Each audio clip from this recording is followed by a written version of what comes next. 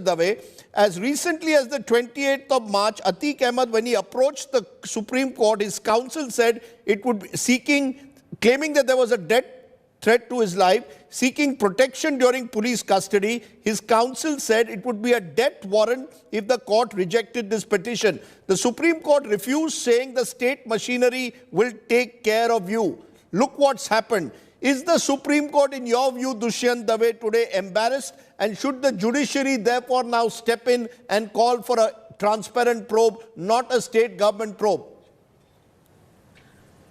Radip, it's really a sad story because this has been, the fake encounters have been happening for a long, long time. And unfortunately, judiciary is, quite, in my respectful view, with all greatest respects to the judges, judiciary is really the silent spectator to what is happening in the country, which is complete destruction of rule of law and complete abject, failure of the judiciary. It also shows complete faith or loss of faith by the executive in the judiciary. And all the more reason, therefore, why judiciary should be on its guard. But it has not been. It has been giving judgments after judgments over last 30 years saying fake encounters are bad and trying to, prosecute people. Very rarely, people who were ordered to be prosecuted have been prosecuted, including in Sohrabuddin case, as we have seen. And this really is a very shocking case. Because here is a case where somebody comes to the Supreme Court, says that I fear for my life. And rightly so, because before that, 2 or 3 people were already encountered who were involved in Umesh murder case. Umesh Pal's case, so, yes. I mean, there is no doubt that these are very extreme criminals. And they really have also left a havoc behind, Atiq and all. But that does not mean that state has any right to take away their life without due process of law. Now, are you calling it a state-sponsored killing? Mr. Dave, are you calling it a state-sponsored killing? Undoubtedly, these are state-sponsored killings.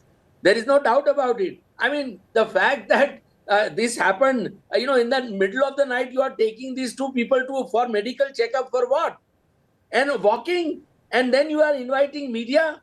And then some 2 strange people who have never had any really killings in the past, who are not involved in murder, have guns which are extremely expensive guns. They come and shoot them in front of the police and the media shows it live. I mean, it's really a disgraceful act. There is no doubt that this has been done to send a powerful message to the minority community. There is no doubt about it. And Supreme Court must therefore, I would say, share the responsibility for their killings. No, why do you say minority community? The state will say it's a strong message to all criminals. No, I don't think so. Here, this is a case, by and large, you have seen that it is the minority community which has really suffered in fake encounters, whether it was in Punjab in the 80s and 90s, whether in Gujarat, in 2002 onwards, and now it is the minority community which suffers the most. And rarely, of course, UP has killed many people, including some 183 people in fake encounters. And, the problem is this, that Supreme Court is supposed to be custodian of the fundamental rights. Now, if a Chief Justice of Supreme Court faces sexual harassment charge and stories to be published, they sit on a morning of Saturday and, suo moto take cognizance of the matter. But when these fake encounters that are taking place, Supreme Court and the High Courts have just gone into hiding. National Human Rights Commission and state human rights commissions have become defunct.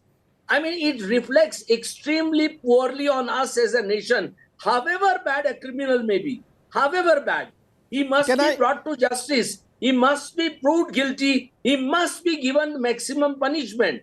But the court alone has the power to do that. If you allow the executive, the police, to judge who is guilty and who is not, and then condemn him, then I think nothing is left of a civilized society. Nothing is left of a rule of law or a democracy. Very strong words from Mr. Dave. Satyapal Jain, do you agree with that? That nothing is left of the rule of